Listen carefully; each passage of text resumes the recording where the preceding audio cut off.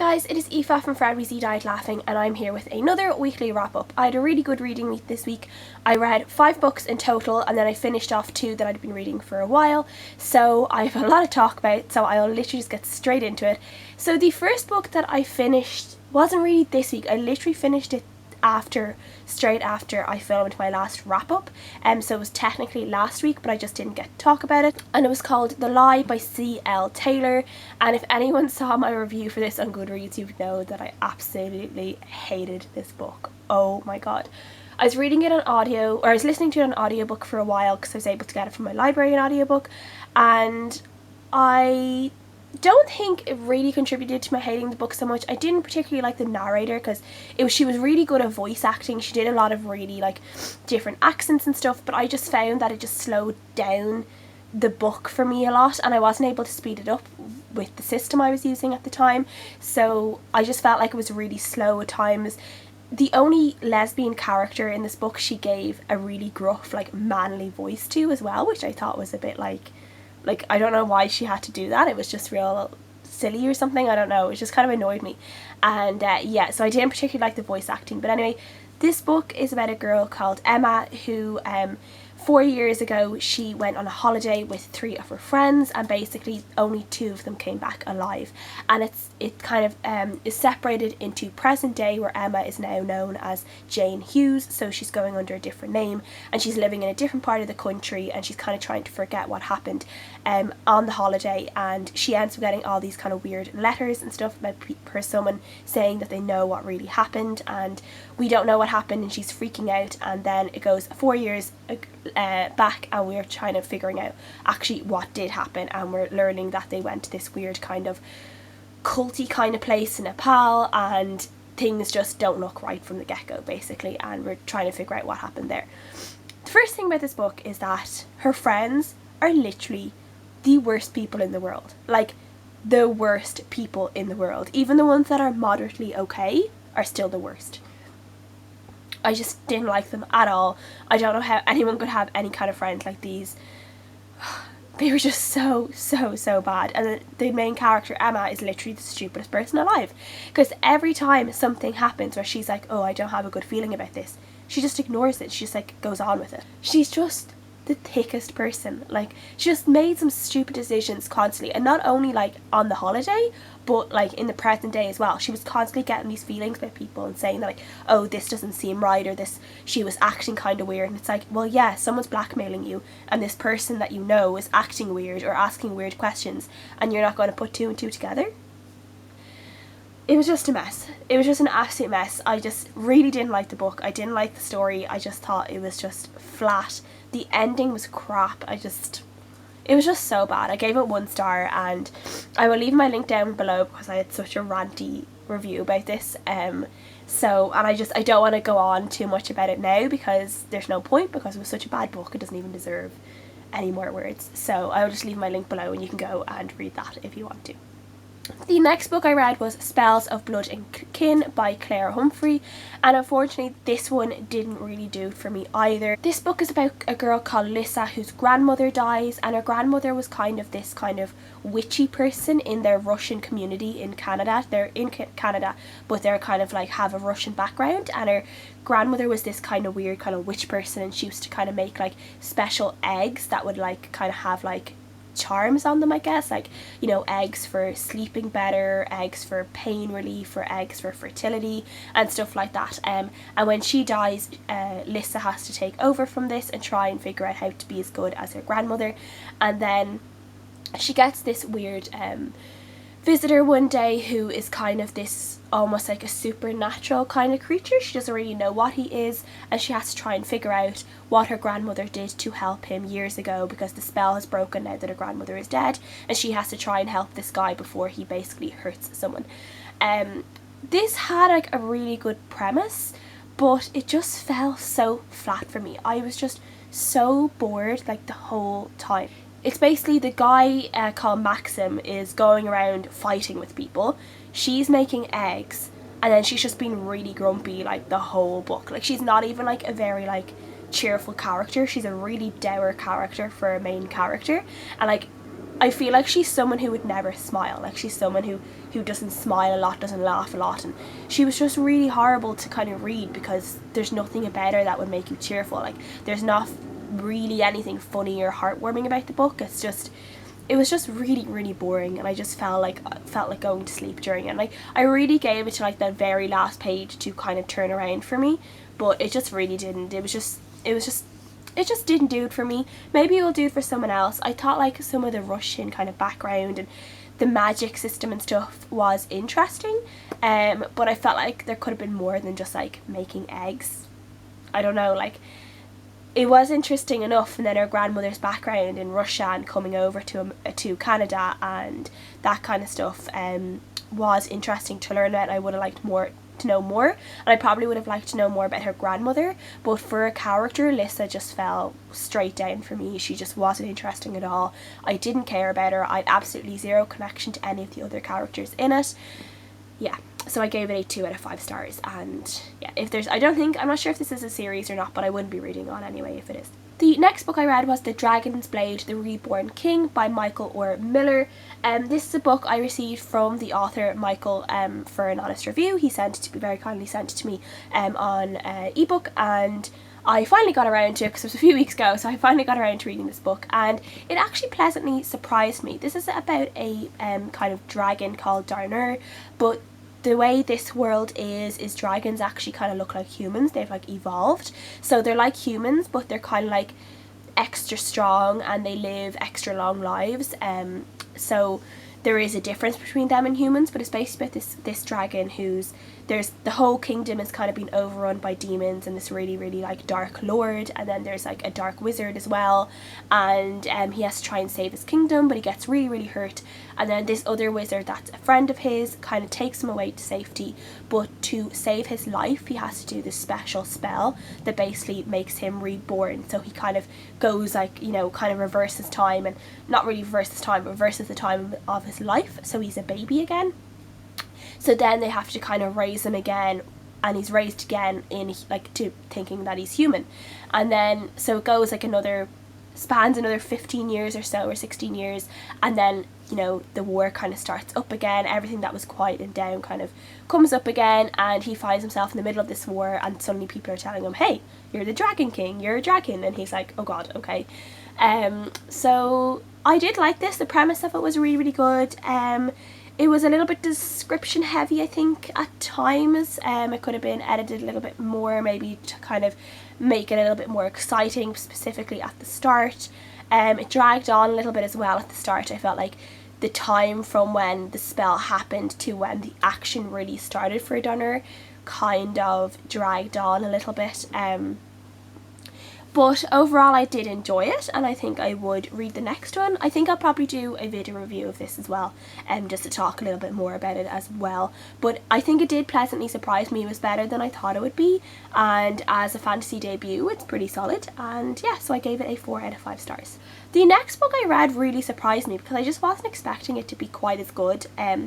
It's called Inherit the Stars by Tessa Elwood. It's a book I've had for ages on NetGalley, and I finally got around to it. It's about a girl called Asa who lives in this it's kind of like this space world, I guess, and there's 3 kind of interplanetary systems, and her father controls one of them, and something happens where one of the planets kind of there's like this really terrible plague and everything is dying, and her sister gets hurt, who is the oldest sister, and the heir gets hurt, and they don't know how to save her, and she's in a coma.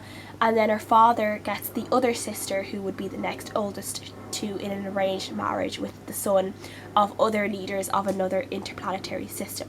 And she knows that her father could, to make the middle sister the heir, he might switch off her older sister's machine. So she basically goes undercover and marries the guy instead of her middle sister. So she's married him, so he hasn't married the heir, so the older sister has to stay alive, if that makes sense. This is really, really good. It was more about kind of family politics and politics in general within this kind of system, and it was a lot about, you know, them giving her father's planet food and aid and stuff like that, and him giving them fuel in exchange for the marriage happening. And I just really enjoyed it. But I did really enjoy this book. I really enjoyed the relationship between Asa and her husband Eagle. I felt like the relationship was just like, there was just something really sweet about it, and like they really got each other and they really understood each other. Like I really felt there was just something really sincere about their whole relationship, and I just completely fell in love with them. And I was just completely hooked. I read this within a few hours. I think I started it on the train home from work, and then on Wednesday, and then I was finished it by like Wednesday evening because I just couldn't put it down because I just needed to know what happened. So yeah, I do have the second book, but I don't think it follows the same people, which is a bit annoying because I want to keep going with Asa and Eagle. So I'm a little bit like, I haven't picked it up straight away because of that. Otherwise I would have, I think. But I gave it like a 3.5/4 stars, and I really enjoyed it. And if anyone is looking for kind of a spacey romance kind of book, I would suggest this one.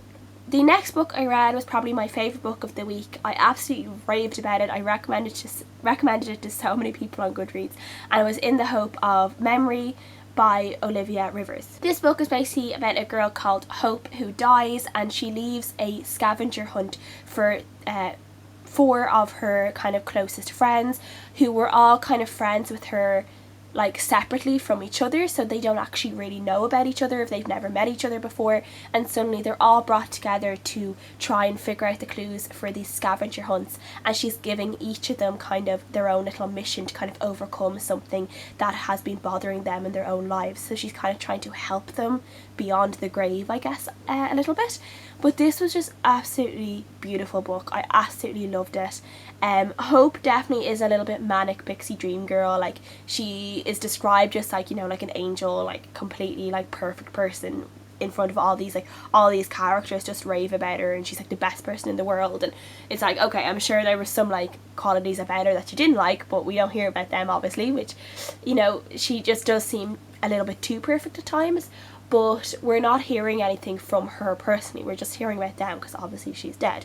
But there was just so many things explored in this book. Like, you have like a black autistic teenager with OCD, and then there's the jock who is a kind of a secret nerd who is going blind. There is a disabled, disfigured, gender fluid person in it who uses the they pronoun, and then there's the foster child who is dealing with like anorexia and a pill addiction and self-harming and all sorts of things. Like, there's just so much going on in this book, but it was really good, and I felt like everything was dealt with really well.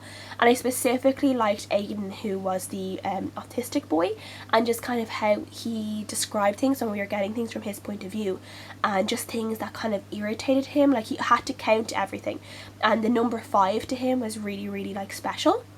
So he had to do everything kind of in 5s, and he had a thing about odd and even numbers, and it's all explained. Like, you find out why the number 5 has specific, like, is really important to him, and there's like a thing at the end that has like the number 5 in it, and counting is really important at this event at the end of it, and I just love how that all came together. I thought it was really clever. But he even says things like, at one point they were walking through, I think, an apartment building, and the carpet was like uneven under his feet, and he didn't like that, so he was like scratching his arms, he was like itching his arms and stuff, because it was just the way it affected him. And I just felt like that was really interesting to read about, things like that. I was just like in tears at the end of this book because it was just so emotional. It was just an emotional ride altogether, and I just absolutely adored it, and I definitely recommend it for anyone who's looking for a really good YA contemporary, because this one will just hook you from the start and just keep you going. So I think if anyone likes it's kind of like almost a mix between like Looking for Alaska and Since You've Been Gone almost, and it's just so good. It's just absolutely brilliant, and I gave it a 5 out of 5 stars, and yeah, go and read it because it's really good. And the last full book I read this week was Elemental by Amanda Curtin. This is a book that is kind of told through kind of diary form or kind of story form by this woman called Maggie, and she's writing this kind of story to her granddaughter, and she's trying to tell her granddaughter kind of the story of her life and where she came from and all the things she went through when she was younger, and just kind of telling her like, just, this is who I am basically, and this is where I came from. And I really, really enjoyed it, most of it anyway.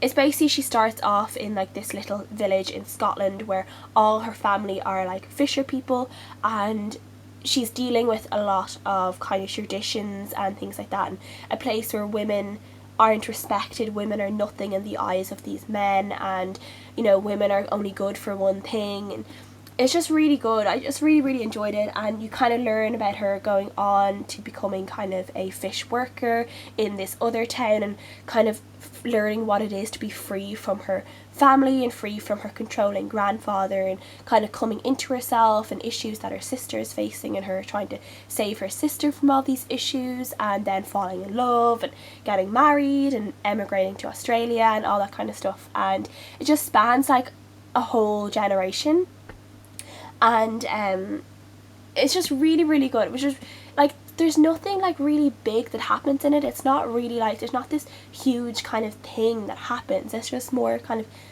character driven, I guess. It's just about this old woman's life, and this old woman telling her granddaughter, look at all these things I was able to do, you know, these are, you know, this is the world I lived in, and this might seem absolutely impossible to you, but this is how we lived and this is what we did. And the thing is that near the end of it, so like this half of it, the kind of diary form stops, or the story form stops, and it's actually, this end of it is her granddaughter's point of view, and it's like 30 years on, and I just didn't care about that bit. I understood a little bit why it was there, but I formed such an attachment to Maggie, that when it suddenly switched to Laura's point of view, I was just like, oh, I want to go back to Maggie. I don't care about Laura. I don't care about Laura's son or Laura's daughter-in-law or whatever's happening with them. I want to go back to Maggie. I just want to hear more from Maggie.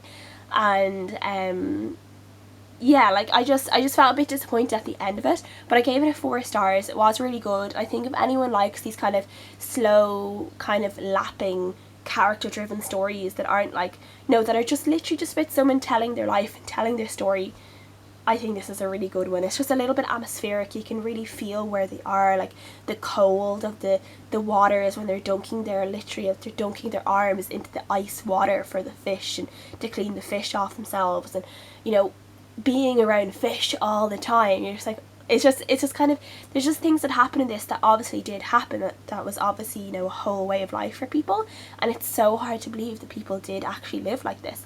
And yeah, so I gave it a 4 out of 5 stars, and I did really enjoy it. So yeah. And then the last book that I did finish, I had been reading for like over a month, so I don't really count it as that I read the whole thing this week. I just read like the last 20% like last night, and it was Paper Hearts by Beth Revis. This is kind of just a how to write a novel guide that she wrote, that I've just had on my Kindle for ages, and I picked it up last month to read, and I did really enjoy this. It was very much conversationalist. I think it was more like she was giving advice to a friend, and I really enjoyed that. It wasn't preachy at all. There were things she was really like, hey, you just sit down and write whatever way you want to write, and if that works for you, that's fine. She's like, I'm not going to tell you how you're supposed to write your novel, you have to figure that out for yourself, but here are a few tips that might help you along the way. And I did really, really enjoy that. I lost my interest a little bit near the end where she was kind of talking about, you know, structures and critique writers and all that kind of stuff, because I'm not really there yet. So yeah, that bit kind of lost my interest. And then there's the whole section after the book finishes of what to do if, you know, all that kind of stuff, and maybe the first 2 did like worked for me with that bit, like what to do if you can't start the first chapter of your novel, or what to do if you have writer's block. That kind of thing worked for me. But then the what to do if your readers don't like your main character, or what to do if your readers can't, you know, connect in the first chapter or whatever, those things didn't really work for me, so I didn't read all of them. But I gave it a 4 out of 5 stars, just because I think it is a really nice guide, if you're looking for something that's just kind of easy to read, a guide on how to write your novel. It was good. So yeah, I did enjoy it. So those are all the books I read this week. Those were a lot of books. I don't think I'll read that much this week. We'll see. Thank you for watching. Leave a comment down below with any of your thoughts, and I'll see you again next week.